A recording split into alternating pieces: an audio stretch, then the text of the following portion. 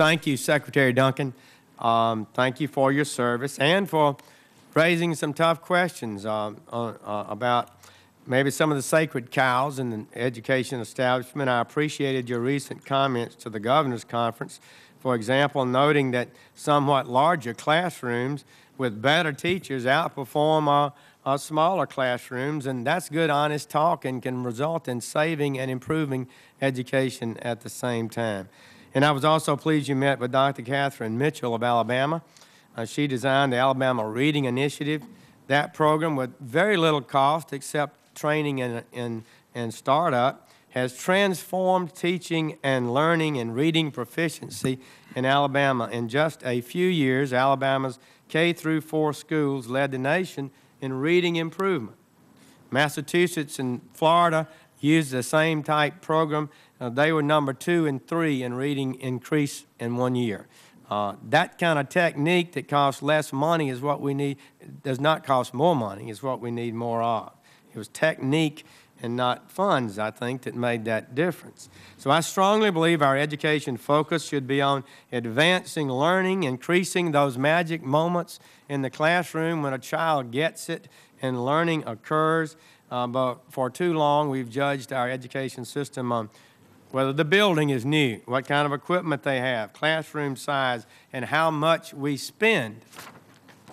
But just throwing money at the problem is clearly not the answer. The test for education can only be whether learning is occurring adequately.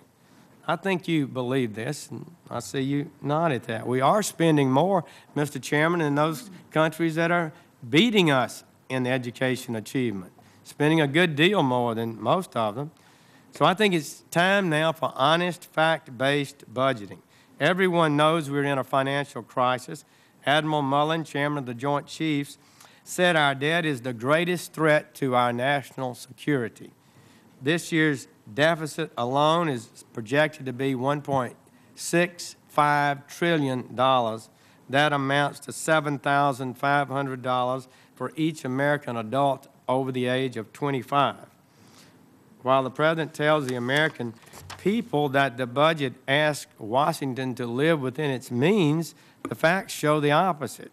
The President's budget adds $13 trillion to our gross national debt, doubling it by the end of the decade.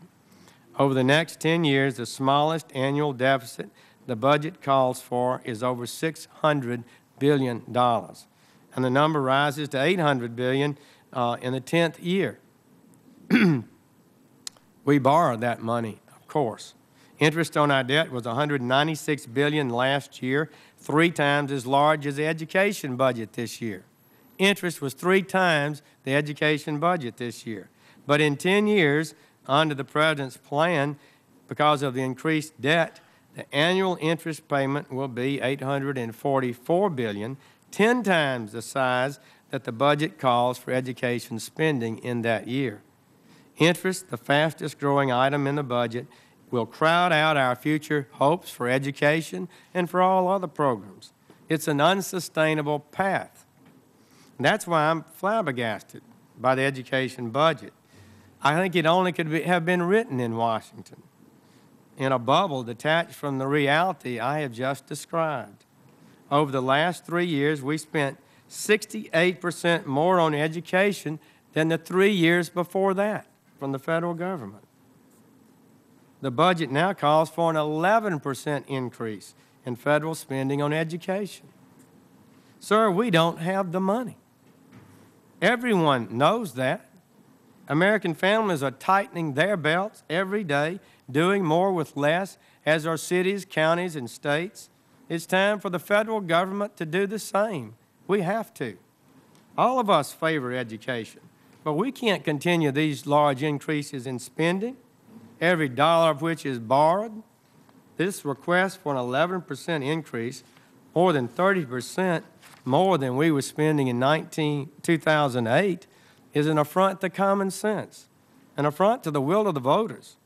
These charts show that education has been the beneficiary of unprecedented increases in recent years without, let me add, any significant increase in student performance. And with the stimulus money, education has risen by stunning, unprecedented amounts. Your prepared statement acknowledges a 4% increase in education spending, discretionary spending, but you note that that does not include increases in discretionary Pell Grants. Well, that's not fact budgeting. That's beltway budgeting. When you consider Pell Grants, and we should, it's an 11% increase. What we need is leadership that focuses on why our education system is not meeting our expectations.